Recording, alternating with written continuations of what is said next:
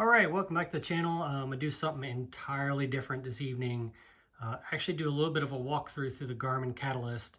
I've already posted up a couple of videos of the in-car PDR that give you a sense of the in-car direction that Catalyst will give you while out on track. But what that doesn't really show you is what does the debrief look like? What does what they call opportunities look like? The way they help you get better by analyzing your session after it's over. So I'm going to go ahead and dive into that a little bit.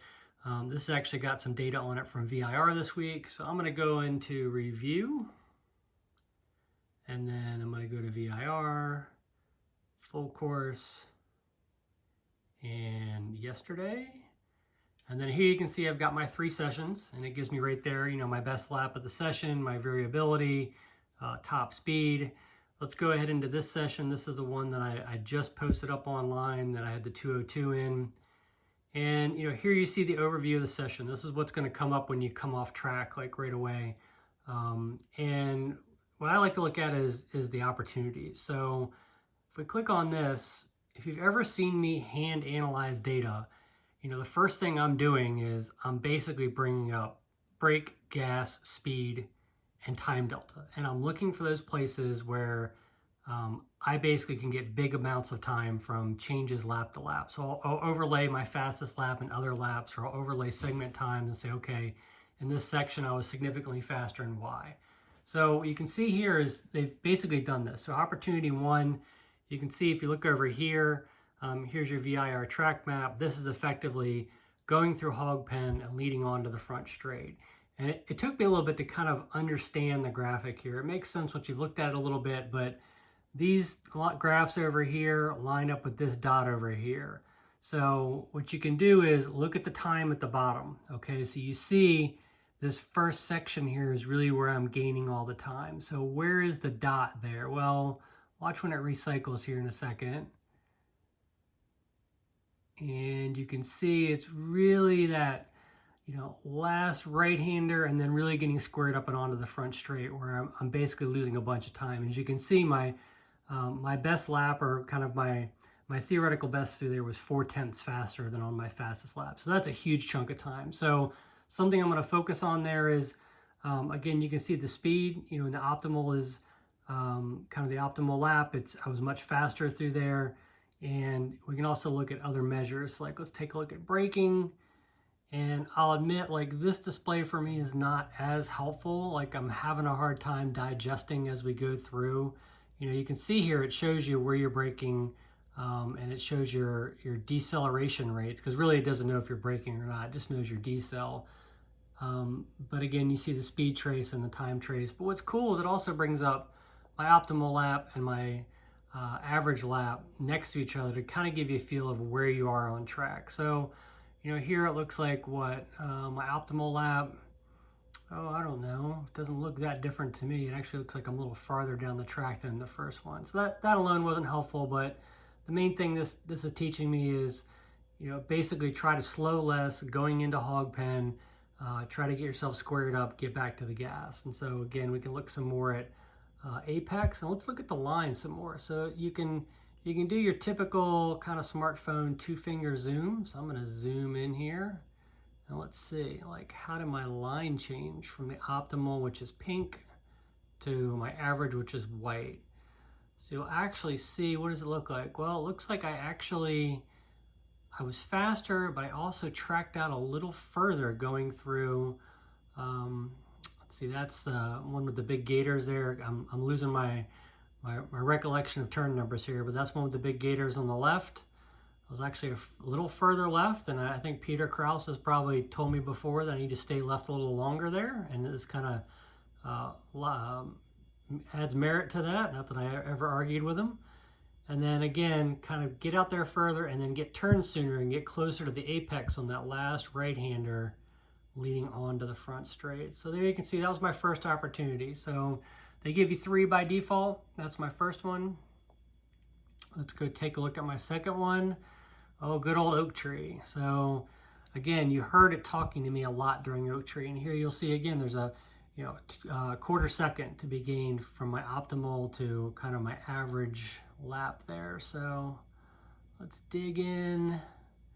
Again on the line here, what did I do differently? Well, let's see. First of all, I stayed closer to the curb in, I think that's 11 there. So as opposed to going out wide, I stayed in a little tighter. And if we look at speed specifically, what does the speed show me? You can see I rolled a lot more speed through there. This again gives you some sort of indication of speed. Gives you max speed at key points here on the display. And again, you see the time delta. Really that big gain was, let's see, right about, let's see, let it recycle through, because this is the section I'm looking for right here. So right about, yes, it's really just carrying more speed through 11 and then being able to get through 12 and get turned. So that's my second opportunity. And then my third one here, where are we at on the track? I gotta look over here to orient myself. This is actually coming out of the lower S's and the run up towards the upper S's and really up through the upper S's, I think. So if we scroll in, what's the difference here? It's probably gonna be speed. Let's look at our speed again. And again, you can see certainly looking at that pink line, I was significantly faster, primarily because I stayed in the gas longer. I have a real confidence problem going into the climbing S's. This is an ongoing issue for me. But again, see the accelerator trace up here? See how I stayed in the gas longer? But actually I slowed a little more up. It's probably just as I'm about to hit that first plateau. So that's the opportunities, give you a feel of that. And then you can go back and again, you can look at the laps. So again, you get your actual lap times going through. That's nice. And then segments. Again, you can go through segment times. And it's cool because it'll show you your video for each particular segment that was optimal. So you can actually sit there and, for instance, say, let's actually go to, oh heck, where are we at? Let's go to Oak Tree because that was one that clearly was a problem. Let's go ahead and take a look at the video. So I actually have the volume turned down so you don't hear it. But you can see it's actually stitching together, in this case, my optimal lap segment by segment. So I'm gonna back up a little bit. This is another cool thing. So let's go back and look at my optimal lap. It's coming out of turn 3, heading to turn 4. You can see I'm in segment 3 now. Now I'm in segment 4. Second here, you'll see it switch to segment 5. Well, maybe segment 4 is longer than I thought.